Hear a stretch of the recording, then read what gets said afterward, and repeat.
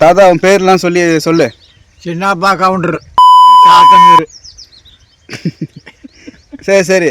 அதனால இப்போ நான் எதுக்காக திரும்ப இங்கே வந்தேன், சும்மா உங்களெலாம் பார்த்து ரொம்ப நாள் ஆச்சு, உங்களை பாட்டி எல்லாரையும் பார்க்கலாம்னு சொல்லிட்டு வந்தேன். அம்மா பார்க்கறதுக்கு நான் வந்தேன்.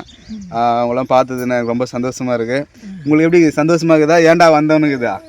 ஏன்னா ஒரு பேரப்புள்ள வந்தாக்கா வானா சொல்லுவாங்க, வரத்தான் சொல்லுவாங்க. அப்படியா? சரி. அது ரொம்ப மகிழ்ச்சி. அப்புறம் வந்து எதுக்காக வந்தேன்னா, இப்போ நான் வந்து நம்ம கோவிலில் குறி சொல்ல போகிறேன் நான்.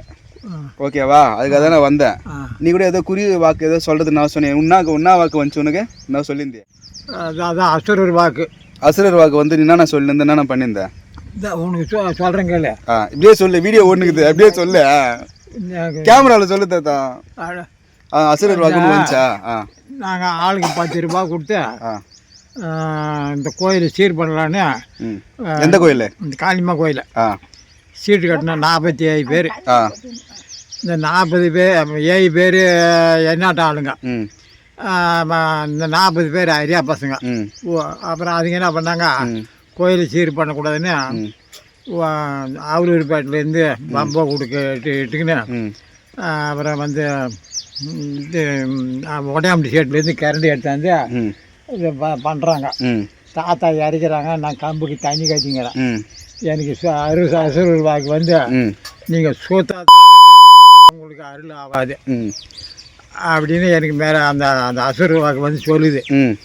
அப்போ என்னன்றாங்க 4 பேர் வந்து நீ தான் சாமியை கட்டுப்படுத்திட்டாங்க. ஓ, நீங்கள் சாமியே நீ கட்டுப்படுத்துறீங்கன்னு சொல்லிட்டாங்களா? அதுதான் உங்களுக்கு அருள் வாக்கு வரல அப்படின்றாங்களா? காலையமாவே நீ கட்டுப்படுத்துறீன்றாங்களா? ஓகே.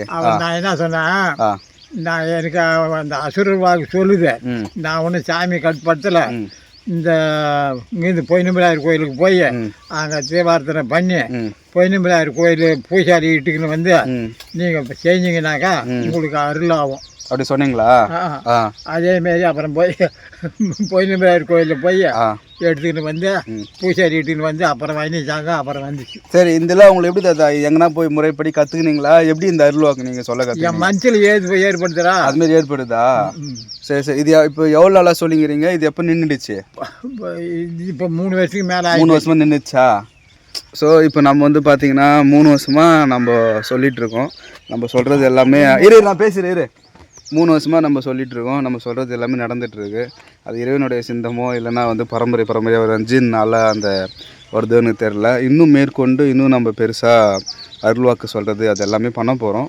அது என் வேலை இல்லைனாலும் கூட மக்களுடைய நலன் தான் நமக்கு எப்பொழுதுமே தேவை. எல்லா மக்களும் இன்புற்று இருக்கணும். வாழ்க வளமுடன். ஓம் நம சிவாய.